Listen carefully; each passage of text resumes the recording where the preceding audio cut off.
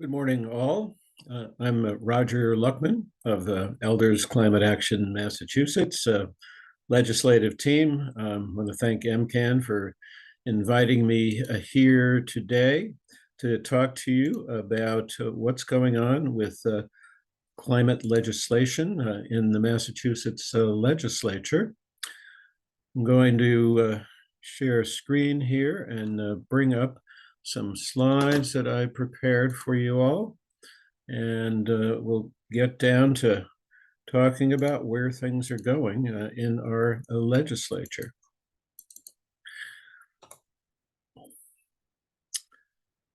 Okay, so I think all of you can probably see the slides by now. In order to really understand where things have gone and where they're going in the legislature, I think it's helpful to have some context. I know many of you are probably aware of some of these things, but let's review the legislative process to see where we're at. And as we do that, let's try to identify those opportunities for advocacy that we can take advantage of. That we'll spend a considerable amount of time talking about the current status of specific climate bills and then a little bit more about advocacy strategies going forward. So phase one of the legislative session is now officially over. Our sessions go for 2 years, and the first year is pretty much spent kind of getting ready for the action phase when we start really voting on things. So that first phase consists of the filing of bills and co-sponsoring and committee hearings, meetings with committee chairs, committee deliberations. And in blue, you see all of the opportunities for advocacy along the way here. You can start by writing a bill. It's a good place to start to get your ideas out. Getting co-sponsors early on is helpful. No guarantee that the co-sponsor is actually going to vote for your bill, but still a very good idea. Shows support for a bill. It's important. Testifying at hearings and submitting written testimony, both very important to show exactly what you want to see in the bill, and also to show support. Having a number of people testify from a variety of constituencies can be very helpful there. Finally, as the committees are then meeting to deliberate on the bills in the course of, that would have been last spring, a little bit over the summer and in the fall, meetings with committee chairs in particular can be helpful. To let them know what you would like to see come out of the committee and what you would like to see it look like. And then the committees are in deliberation in the fall in particular, getting ready to report out on their bills, and they're staying in touch with committee members and committee chairs can be very helpful because they're thinking about what's to go in the bills at this point in time, and it's a good idea to kind of jump in and remind them what it is that you're interested in. So here we are in phase two of the legislative process. In mid-February, the Joint Rule 10 told our legislators that in theory, all bills are to be reported out of committee by that time. In reality, it looks like a lot of bills are not acted upon at all. I think that legislators don't really believe this is a rule, I guess. And a lot of other bills are extended. To receive an extension simply means they're saying, well, we want more time. And usually there's a date attached to that. An extension may mean that the committee is very seriously looking at a bill and maybe trying to redraft it and just needs more time. It can also just mean that they're kind of pushing it aside and letting it sit in committee for a while with not much of an intention of actively dealing with it. Hard to know what's what there, but clearly there's an opportunity for lobbying for bills that are still in committee to get them out of committee and moved on. Worst case scenario, bills get an unfavorable report or a more gentle chastisement. They're sent to something called study. Really just this means they're dead for this session. They can be resurrected next session, especially if they're sent to study. There's at least a sense that there's some potentially good things in the bill. A favorable report out is really what we're looking for the bills that we support. And That does mean that they're going to move on most cases to the House or the Senate Ways and Means Committee. The theory is there most bills have some kind of fiscal implication contained within them, and so Ways and Means need to take a look at them. So this is where we are today. We got a number of bills that have been moved on to House or Senate Ways and Means, and we're ready now to launch into some more lobbying. And that's going to be focused to some extent on the chairs of the Ways and Means Committee, some of the members who might have the ear of the chair, and also still on the committee chairs and the content experts who are seen by their peers as the main movers and shakers in a particular area that a bill focuses on. So committee chairs from TUE are still very important. They're in touch with the folks in Ways and Means and the chairs, and may play a modest or a very significant role in terms of how that bill gets shaped and moved out of Ways and Means. Ultimately, as we all know, we have a pretty top-down legislature, and the people in leadership, Speaker, Senate President, and others, they are in touch with this process along the way, especially with the Ways and Means chairs, who are often in the leadership team themselves. They are pondering, what do they really want to move, and when do they want it to move? And nothing moves out of the Ways and Means that they haven't said it's time to go. Not a lot you can do to intervene directly in that process. What your intervention there is what's already happened, being communicated to them through all the legislators and through the committee chairs and everybody else about what's important. They're listening to that, plus who knows what else, and they're going to make that final decision. Now, that doesn't mean all is lost if the language that comes out of there in your bill isn't what you like. You have the opportunity to lobby for an amendment to that bill. You need to be ready for that, because sometimes you only have 24 or 48 hours or so before a bill is announced and it's going to be voted on. So get ready with amendments for key things that you think might not make it through, but you really want to see in your bill, and find a sponsor ahead of time. Need a legislator to put forward your amendment, and be ready for that. It can be a good way to get some things done. Finally, the bills in the House and the Senate, if it's passed in the House, goes to the Senate, vice versa, and they're often they amended and redrafted when they go from one House to the other, so they don't look the same anymore. If that is the case, but they're still on the same topic, or have the same bill number, they're going to go to a conference committee where the leadership kind of handpicks who's on the conference committee. They meet pretty much behind closed doors, not a lot of ways to influence them. And they come out with a bill that is just passed onto the floor for an up or down vote, no amendments. So not much lobbying to be done there. Then it's going to go to the governor. And if the governor looks like he's not going to sign a bill you like or sign one you don't like, lots of opportunities there to put pressure on the governor in a variety of ways.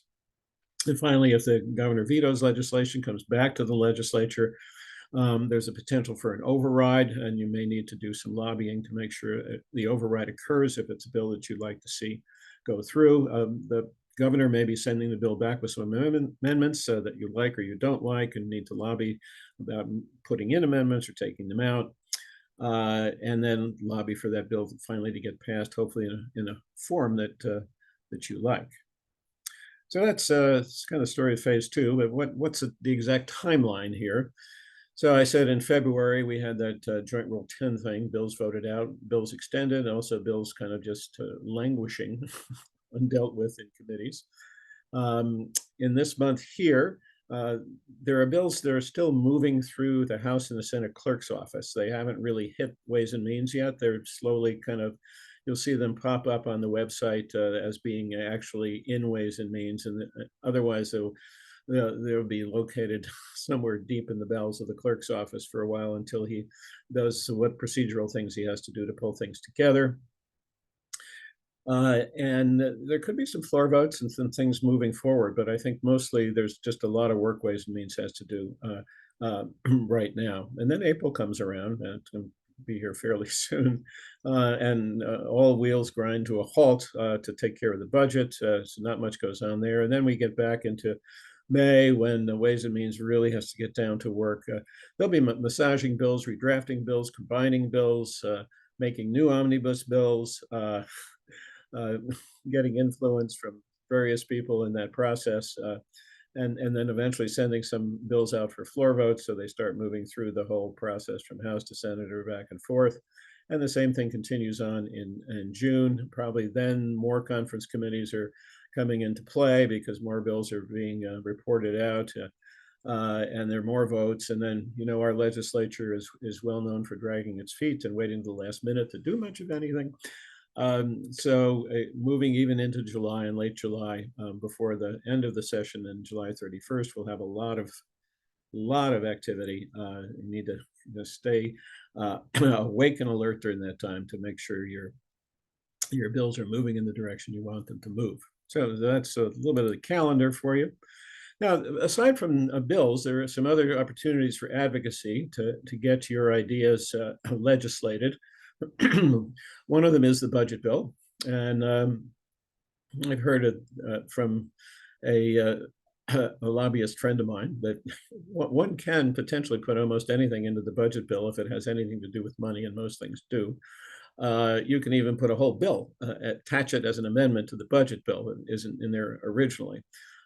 Typically, though, it's more like a small bit of bill language, something small that you want to have done, that you'd like to move forward. You don't think is going to make it through as a piece of legislation in toto. So be prepared for thinking about that as a vehicle to move some of your ideas forward. A lot of times there are hundreds of amendments, and I think sometimes even little things kind of fly under the radar. People aren't paying attention and things kind of get slipped in. So see this as an opportunity to potentially have some influence. Then we have the bond bills, economic development bill, which will be coming up as is now in the legislature, has been filed by the governor. The housing and environmental bond bills, housing bill is in there. Environmental bond bill might not be till next session. The Zero Carbon Renovation Fund, as you know, I think the folks who are on the steering committee moving that legislation around have decided the bill in its form as it stands now is very unlikely to move because we're in a budget crunch in terms of general funds, and that was going to draw on general funds for retrofitting houses.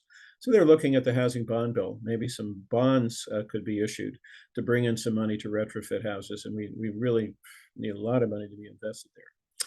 So these are some other opportunities. You need to get a sponsor to offer an amendment and really think that through with a sponsor. But you can certainly get some of your ideas passed this way. So let's now take a look at the very specific climate bills that are out there. Most of the climate bills, but not all, originate in telecommunications, utilities, and energy.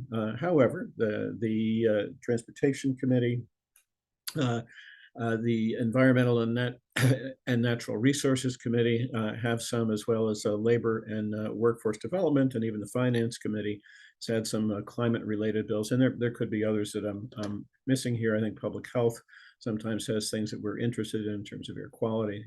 But the largest number of climate-related bills were located in, and still are sitting in, TUE. So let's take a close look at those bills.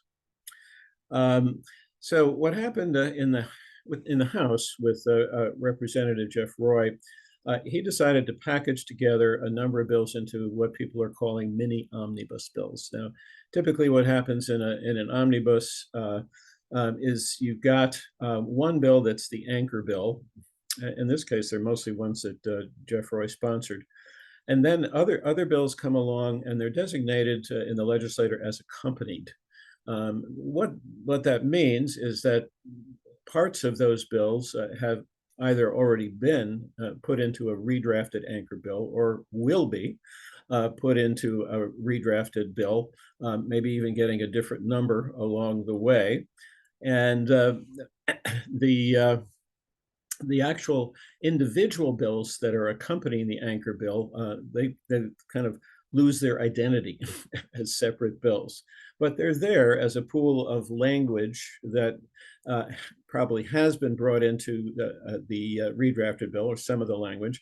And in Ways and Means, I think those bills still are a pool of language that advocates could look to lobby to be put into the anchor bill, the final bill that we call the Omnibus Bill. So a lot's in play there, and it's good that if a bill's accompanied, that's really a good thing, even though it loses its individual identity. It's really alive in the Omnibus Bill to some extent, even if it's not the total bill. So let's see what these mini omnibus things look like here. So I've color coded these, and in the yellow you can see we have the permitting and energy facility siting bills. We have one from the EJ table here, the 3187, and then one that Jeff Roy put together.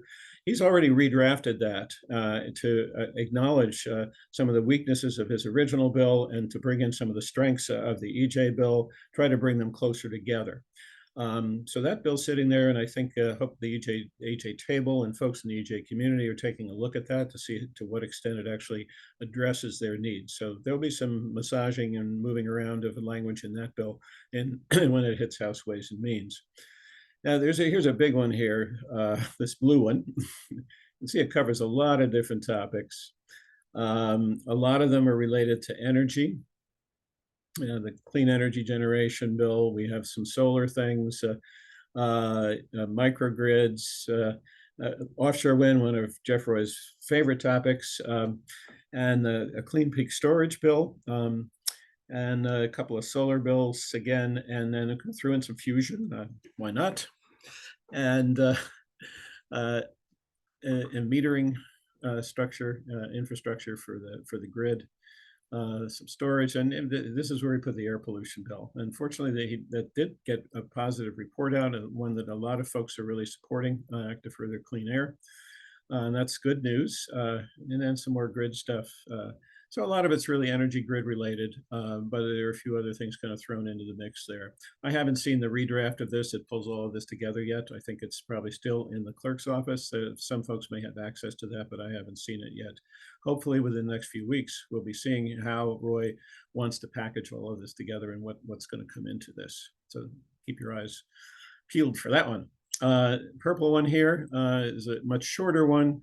Couple of building bills, and then there's a lighting bill, and to reduce the amount of light pollution we have for our astronomers, and that's gotten kind of rolled in there, and then another lighting bill. So this has got lighting and some building stuff kind of put in there, and we still don't know exactly how that's going to be packaged either.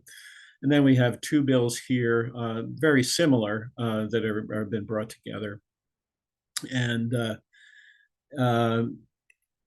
these will be joined in some form or fashion going forward. Hopefully the best ideas of each survive. And then we have one single bill here from Representative Chan on modernizing competitive energy supply. So let's move on to the Senate. So Senator Mike Barrett really took a whole different approach. He did not package anything up into mini omnibuses or big omnibuses. He sent everything he's interested in out as a favorable report out into Ways and Means, and they're probably on their way now, maybe being processed in the clerk's office. I think everybody believes that he's going to be pulling this together as a single omnibus bill. And that will happen in Ways and Means, but probably under the watchful eye of Senator Barrett, who I think will probably do most of the redrafting that's going to occur to bring together all the pieces of this under an omnibus. And you can see he's got a number of things in here. He does have a little bit of solar, some consumer stuff. He does have two building bills that we're interested in, Clean Heating Initiative and embodied carbon. He's tackled some resilience and microgrids. The red ones here are ones that are also in or be going to the House Ways and Means Committee. I think this might be a good sign that since both Senator Barrett and Representative Roy have put them on their wish list to some extent, that they may have a fairly good chance of going forward. There's some recycling in here. Future Clean Heat, a very important bill that Gas Transition Allies and others have been supporting. That one did get through, so that's good news there. And we got the fusion again, and we got the clean air bill. It's a good thing there. And the load aggregation also looks like it's going to maybe have a bright future, hopefully. A little more on solar. And then even with a kind of watered down version of a green bank thing got through here. We'll see where that goes. And then something on the RPS standards. So there's a bit of a mix of things, a little bit different, not so heavy on energy here, a little bit more on buildings, but still, and focus on consumer stuff rather than utility, energy, infrastructure, and all of that stuff. So we're going to wait to see what Senator Barrett does with these bills in Ways and Means, see where we're going with that. So what about other bills? Well, we talked about Zero Carbon Renovation Fund. They're going to be looking for other places to insert some language. I'll just show you a list of bills that we in Elders Climate Action have been following this session that are on our priority list at various different levels. And I'm going to just shrink this a little bit so you guys can see it. Okay. So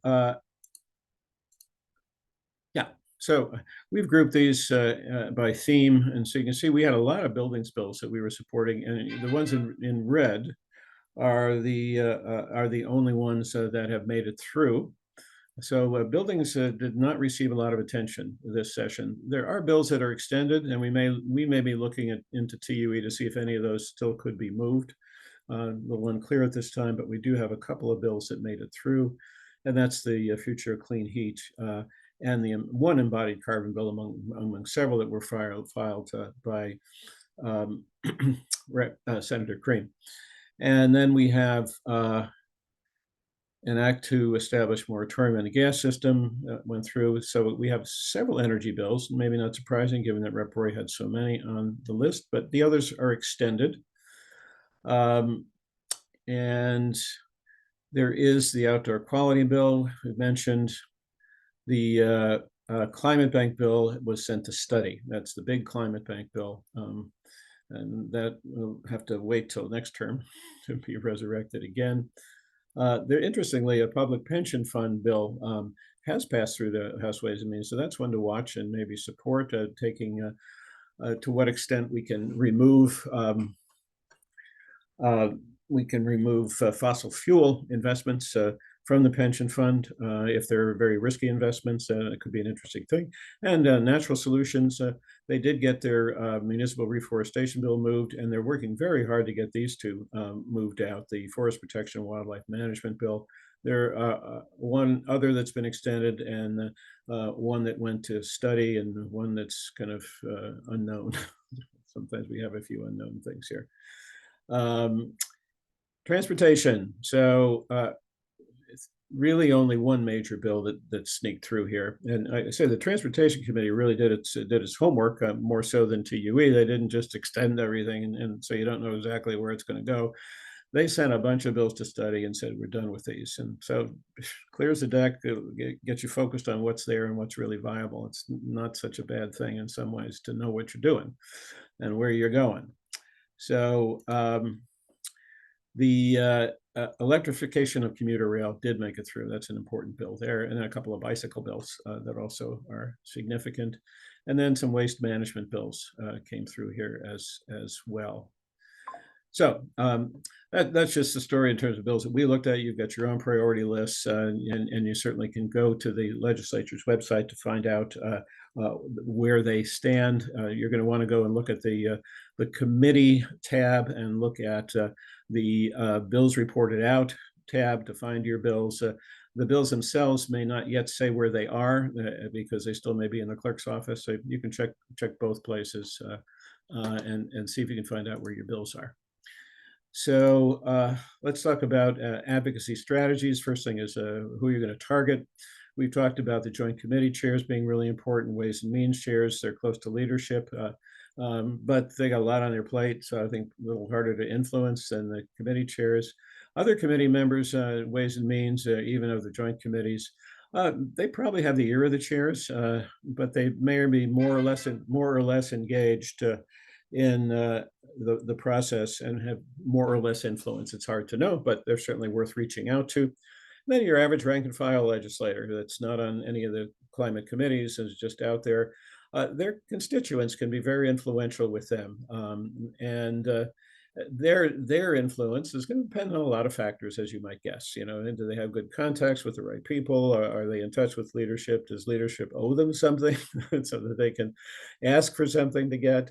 How much they've been influenced by large numbers of constituents, especially ones who are not the usual suspects, can be can make a difference and get them moving. I mean, they have the opportunity to uh, whisper in the ear of a leadership person in the hallway, in the lunchroom, send an email, have their staff contact the staff of the other. They have a variety of ways of reaching out and sending a message, and it's a question of how much energy and time and political capital they're going to invest in that. That will determine to what extent it's listened to and has any influence. And of course, we know the governor can be influenced in a lot of different ways. So just to what types of advocacy really make a difference. This is just my best guess from some experience and from studies that I've looked at. I'm sure there's lots of different opinions on how this flies, but let me just see this as kind of a rough way of classifying what's most effective. I do think most folks would agree that a personal relationship long term, where each party trusts the other. It could be with staff or it could be with the legislator, where you stay in touch with them on a regular basis. You don't overwhelm them. You bring really important information to the table. You show that you've got expertise and that you have your own constituency behind you. You schedule some meetings with them at the crucial moments. These are things that can really make a difference. We were able to actually get some language put into Roy's uh, Omnibus Bill on citing because we had one of our members of our legislative team did some really deep background research and came up with a few ideas that Roy really liked that we think were pretty progressive. So there are lots of opportunities to do things like that. Constituents are really, really important here. Meeting and in a meeting with legislators and staff, I think small group meeting where you bring folks who really have the content expertise around a specific issue, where you can dig deep into something, not just a whole raft of bills that you're saying, I support all these bills. That's okay, but I think better that you have a topic and a deep discussion, the pros and cons and the issues that you want on the table, and send follow-up notes so they really get an idea what you're interested in. That doesn't always tend to happen during lobby days. I mean, it could. Typically during lobby days, we have folks who may not be as experienced coming in and with a raft of bills. So it may not be as influential as having a group that really sits down with a focus and a bit more expertise. The advocates meeting with the chairs and staff, I think very important, especially early on in the process, even if you don't have a personal relationship. Again, small group, we're really focused on very specific issues, very helpful. And then the bigger picture, phone calls to the office. People I always hear that phone calls are more effective than emails and letters. I think legislators feel it takes more chutzpah and energy to kind of reach out by phone. Therefore, it's more important to pay attention to folks who call. Messages can be left that are fairly short. You could follow it up with an email or a letter potentially. And then we have constituent emails to legislators.